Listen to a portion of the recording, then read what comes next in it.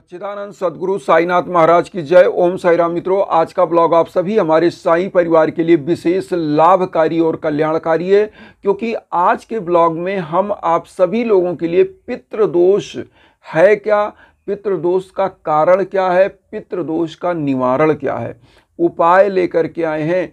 बहुत सारे ऐसे परिवार हैं जो यह जान ही नहीं पाते कि उनके घर में पितृदोष है, और जब तक वह जानते हैं तब तक पितृदोष के कारण उनके घर में इतना नुकसान हो चुका होता है कि परिवार एकदम टूटने के कगार पर आ जाता है।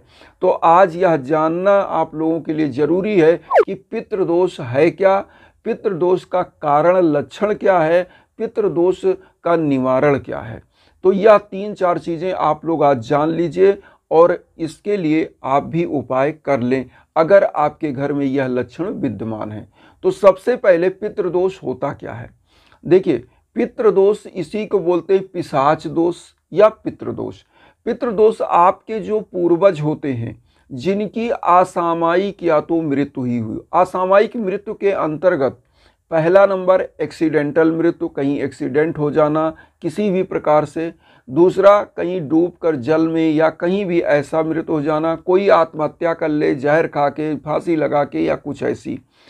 तो ऐसी घटनाएं अगर हो रही हैं, या असामयिक मृत्यु उनको भी बोलते हैं जो असाध्य रोग के कारण मर जाते हैं, तो उनके जो डेथ होती है, जो अननेचुरल डेथ जिसको बोलते हैं, तो इसको असामयिक मृत्यु कहते हैं। असामयिक मृत्यु जब हो जाती है तो ऐसी आत्माएं जो इस धरा पर अगर उनकी असामयिक डेथ ना होती तो वो सरवाइव करते, तो उनकी आत्माएं क्या होती हैं, वह इसी धरा पर सूक्ष्म रूप में भटकती हैं और वह आत्माएं आपके घर परिवार को ही परेशान करती हैं। तो अब इसका लक्षण जान लें। अब मैं लक्षण बता दूं। इसमें सबसे पहले लक्षण के पहले एक चीज़ और बता दें। अब एक तो एक्सीडेंटल मृत्यु हमने बताया, अब एक और होता है। दूसरा सिम्टम क्या होता है जो पितृदोष का, वो ये होता है कि अगर कोई भी लोग इस मतलब धरा से लोगों की डेथ हुई, आपके पूर्वजों की जिनकी भी हुई हो, कुछ लोग पुण्य आत्माएं होती हैं जो एक स्थान को प्राप्त कर लेते हैं स्वर्ग में जाकर, और कुछ ऐसी आत्माएं होती हैं जो स्वर्ग में नहीं जाकर के इसी उनकी आत्माएं सूक्ष्म रूप से इसी धरा पर भटकती हैं। तो वह करते क्या है, वह जो परिवार होता है उन्हीं अपने परिवारों का, अपने पीढ़ी के लोगों को वह परेशान करते हैं। और अब आता है लक्षण में। तो पितृदोष का लक्षण में जान लीजिए वह परेशान किस रूप में करते हैं, तो इसी लक्षण के अंतर्गत जानिए। सबसे पहला लक्षण आप जानिए कि पितृदोष अगर आपके घर में है तो सबसे पहला काम वो करते हैं लोगों को बीमार कर देना। कोई ना कोई साइक्लिक रूप से आप देखेंगे एक चक्र बन जाता है। कोई एक बार बीमार हुआ, कोई दूसरी बार बीमार हुआ, कोई तीसरा बीमार हुआ, और परमानेंट कोई ना कोई व्यक्ति दवा खाता है, असाध्य रोग दे देना। दवा होता है फिर भी रोग ठीक नहीं होता है। तो एक लक्षण ये हो गया। अब दूसरा लक्षण, काम बनते बनते बिगड़ जाना। तो काम आपका मतलब जैसे आप जॉब में थे, पता चला बॉस से लड़ाई हो गई, डिमोशन हो गया, जॉब ही छूट गई, नौकरी से निकाल दिए गए, कहीं ना कहीं कोई ना कोई खृष्टक बन गया। अब तीसरा आप जानिए, तीसरे में आपके घर में मांगलिक कार्य कभी होने ही नहीं देगा। कैसे? शादी विवाह आपके घर में विलंब हो जाएगा। युवा बच्चे बच्चियां अगर हैं तो उनकी शादी विवाह में विलंब करता है। तीसरा आपके बाद चौथा जाने कि ये करेगा, शादी विवाह भी अगर हो गया तो संतान प्राप्ति में दिक्कत करता है। संतान अगर होते हैं तो किस प्रकार से, मंद बुद्धि, विकलांग या किसी न किसी अंग भंग उनका होता है, ऐसे ही लोग होते हैं। अब इसके बाद आप आइए पांचवा लक्षण पे, एक्सीडेंट कराना। आपके घर में किसी न किसी को कहीं ना कहीं एक्सीडेंट हो जाना या कोई दिक्कत आ जाना, ऐसे यह मिसहैपनिंग चीज़ें होती रहती हैं। उसके बाद आप छठवें लक्षण पर आइए। छठवें लक्षण में ये क्या करता है कि आपके घर की बरकत कभी होने नहीं देगा। आपके घर में अनर्गल रूप से यह धन जो रखा है यह रोग में जाएगा, मुकदमेबाजी में, मुकदमेबाजी भी ये करा देता है। आप ये भी जानिए 8वें लक्षण में ये आपके भाई पटीदारों में, आपके घर परिवारों में कलह का वातावरण बनाता है और उसके बाद मुकदमेबाजी करा, जमीन जायदाद के लिए मुकदमेबाजी, घर में रोग दोष कलेश विकार उत्पन्न करता है। अब यहाँ पर 9वां लक्षण आप जानिए कि यह दाम्पत्य जीवन में आपके परिवार में कलह उत्पन्न करके दाम्पत्य जीवन में तलाक तक पहुँचा देता है। मतलब जब तक आप उसको भोग मान नहीं देते हैं तब तक वह इसी प्रकार से आपको परेशान करती है। ये सब सिम्टम है पितृदोष के। अब आइए इसका निवारण क्या है। अगर आपके घर में यह सिम्टम है पितृदोष, इसका मतलब आपके यहाँ मोस्टली एक्टिव है। और पितृदोष का आप 11वां लक्षण भी जान लें। ऐसे घरों में पितृदोष जहाँ होता है, पिशाच दोष इसको बोलते हैं, ऐसे घरों में भूत प्रेत की बाधाएं किसी न किसी परिवार पर होती हैं। तो इसीलिए यह जो है मान्यता है कि इसका निवारण होना चाहिए, क्योंकि जो आपके पूर्वज हैं वही तो आपको परेशान कर रहे हैं। तो वो क्यों परेशान कर रहे हैं कि आप उनको भोग मान दीजिए, वो भी तृप्त हो जाएं, तर जाएं, और तरने के बाद वो भी स्वर्ग में एक जगह स्थान प्राप्त कर लें, क्योंकि उनकी सूक्ष्म आत्माएं ही आपको परेशान कर रही हैं।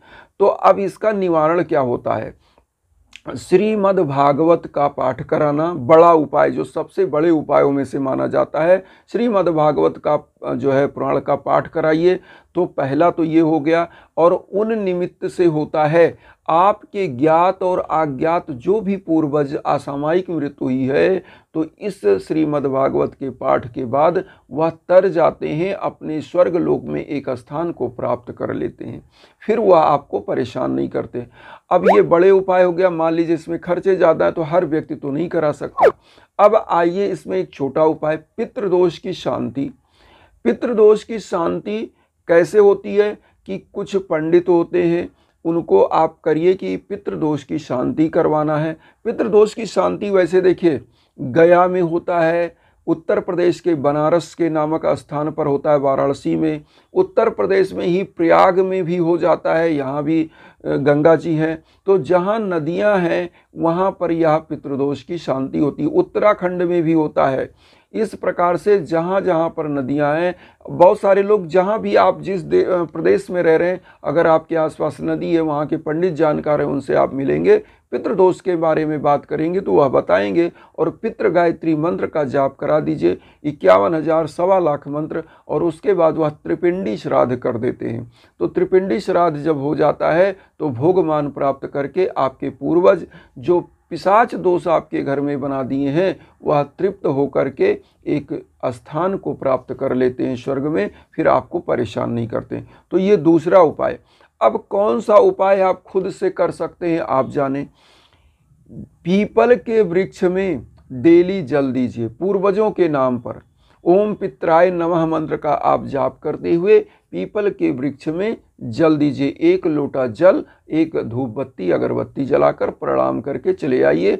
और पीपल के जो है अगर जड़ में आप जो है पानी देते हैं, जल देते हैं, धूप बत्ती देते हैं, तो भगवान विष्णु का भी अवतार, जड़ में भगवान विष्णु का निवास माना जाता है। माँ वैभव लक्ष्मी की भी कृपा आप पर बनती है और पितृदोष भी दूर होता है। अब यहाँ पर आता है कि तीसरा उपाय, एक चीज़ ये भी जाने चौथे उपाय में कि आपको करना क्या। अमावस्या तिथि, पूर्णिमा तिथि, ऐसे तिथियों को अपने पूर्वजों के निमित्त दान करना चाहिए। ब्राह्मणों को भोज कराइए, ब्राह्मण कन्याओं को भोज कराइए, और उनको दान दक्षिणा में जो है कपड़े दीजिए, सारे पोशाक दीजिए। अगर आपके पास सामर्थ्य है, नहीं तो कुछ पैसे देकर प्रणाम करिए या फल फूल उनको खिलाइए। तो इस प्रकार से आपको करना है। और पितृपक्ष में आपको तर्पण करना, मतलब उनके लिए तर्पण करने के लिए भी पितृपक्ष में मान्यता है। और पितृपक्ष में तो आप लोग जानते होंगे दान दक्षिणा यज्ञ याजन होता है। और रविवार को, हर रविवार को आपको पितृ गायत्री मंत्र का या गायत्री मंत्र का जाप करके हवन करना चाहिए घर में। तो इसलिए इन उपायों को आपको करने से लाभ होता है। आपके घर के जो मांगलिक कार्य, संतान प्राप्ति, नौकरी में बाधा, यह सब जो हो रहा है यह पितृदोष का ही लक्षण है। जितने बाधाएं होती हैं ये जान के चलिए पितृदोष के कारण ही होती है। अगर यह सब हो रही है तो पितृदोष कहीं ना कहीं है। और मैं तो ये कहता हूँ कि आपको अगर इतनी समस्याएं आ रही हैं तो एक बार पितृदोष का भी उपाय कर लेने से कोई बुराई नहीं है। तो पितृदोष का उपाय करिए। और एक चीज़ और कहेंगे कि जब भी घर में आपके भीषण बाधाएं हों, उसका आपको निवारण नहीं मिल पा रहा हो, आप कोई भी पूजा पाठ खुद से करके परेशान हैं, तो मैं बार बार कहता हूं कि मेरे इंस्टाग्राम के लिंक पर आइए और वहां पर आप हमसे संपर्क करिए। हमारे लायक जो है हम राय दे सकते हैं, आपसे बात कर सकते हैं, जो भी हमारे लायक है। आप यज्ञ याजन हवन कराना चाहें तो आपके नाम पर, आपके गोत्र पर संकल्प होकर के हवन होता है। आप विश्व के कोने कोने में कहीं हो, वह ऊर्जा जब आपके नाम और आपके गोत्र पर संकल्प होकर के हवन होता है तो आप तक पहुंचती है और आपके हर कार्य की बाधाओं को दूर करती है। इसीलिए हम आपको इंस्टाग्राम का लिंक देते हैं कि आपको कहीं भटकना ना पड़े। तो इन्हीं भावनाओं के साथ एक चीज़ और कहेंगे कि वसुधैव कुटुंबकम की जो भावना हम लेकर चल रहे हैं उसमें आप सभी लोग चैनल को सब्सक्राइब करके अपना आशीर्वाद दीजिए और उन साईं भक्तों तक वीडियो को जरूर शेयर करिए जो किन्हीं कारणों से कष्ट में, दुख में, इसी भावना के साथ। ओम साईं राम।